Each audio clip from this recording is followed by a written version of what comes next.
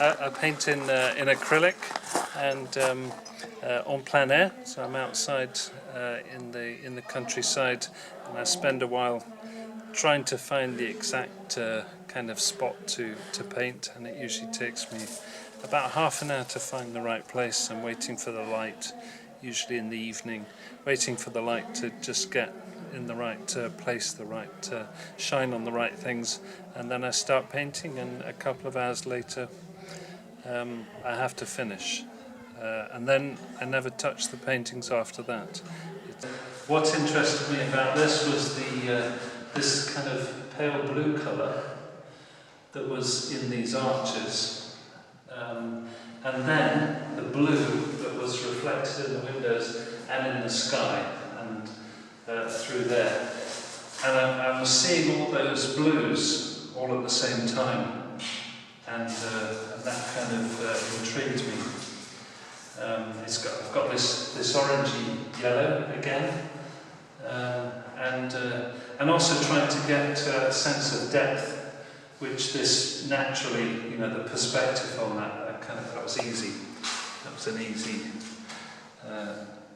way of showing depth, as well as the connection between the different blues. And the blues were really coming up in weird places, like the blue sky, the reflection on the glass, and then this kind of blue curved surface up on the inside of the dome was what interested me. Obviously this summer he did a lot of painting, and then I looked at his paintings and I extracted the colours, because I always think in any interior you need the 2D and the 3D. So I've made a complementary piece of artwork, ceramic porcelain bowl, just came out of the kiln this morning, to completely complement the colours that Barnaby has worked with. And the most amazing thing is people have responded really, really well to them, because this one really works well with the stone, the pierre, ici, this warm natural tones. And to me, to see them in this cachette and in this surrounding, it's given me so much happiness and pleasure.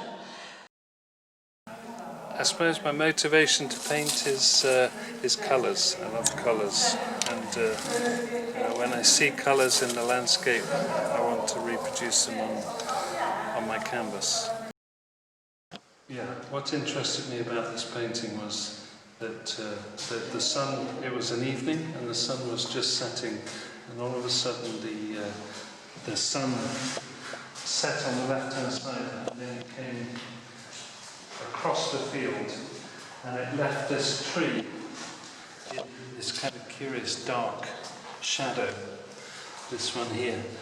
And so that really bright light, which kind of draws your eye to that, and that dark tree kind of immediately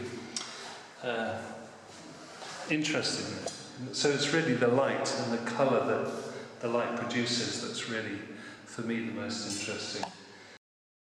As time goes by, I tend to have a kind of a passion for certain colours. For example, this really dark green and this yellow, this kind of straw yellow, is in a lot of paintings at the moment. And then also this kind of really dark blue here.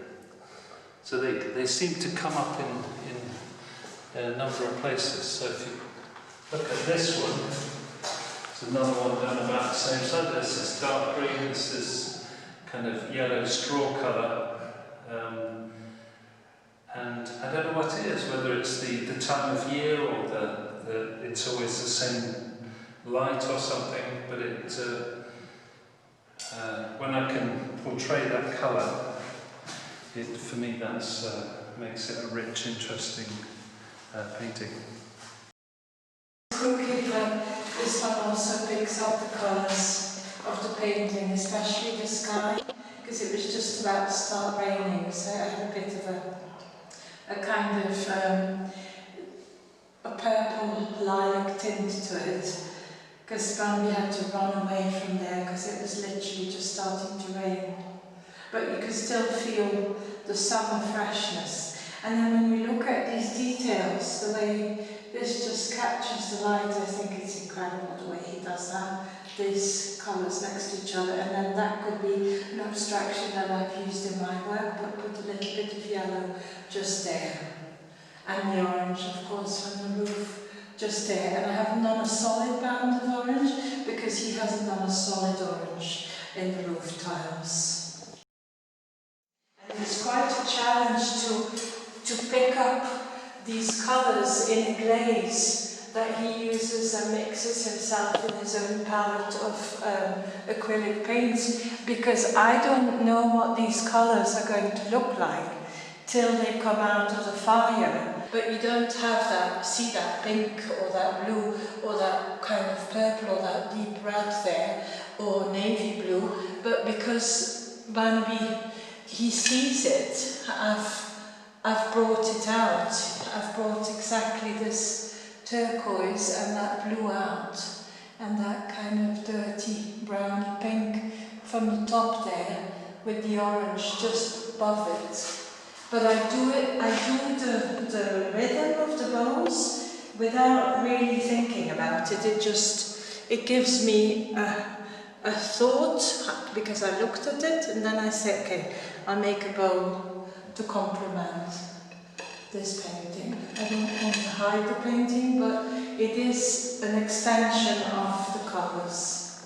And you can see that there's a connection between Karin's colours that she puts on her ceramics. That deep kind of blue there is on the roof. And so she became inspired by the colours that I started seeing, and then she put them into her ceramics. And this is like the other ones. I was sitting there for half an hour, and then all of a sudden that part of the chateau kind of illuminated, and then I went, yeah, okay. And then I started painting, and that dark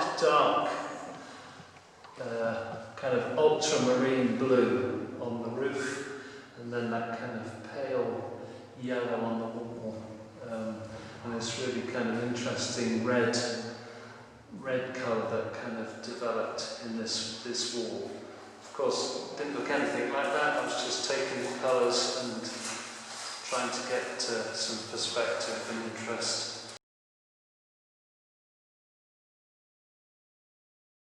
The purple, the yellow and the green, they're complementary colours, because they're not really colours you see in nature. You don't see purple, you don't see, well, you see yellow, but not so specific. You don't see that much orange in nature, but because of the heat and the chaleur, Barnaby sees colours, and because he's taught me to see those colours, I've reinterpreted in my bowls, in my ceramic. But I have to guess what the fire, the elements will do to the actual colour.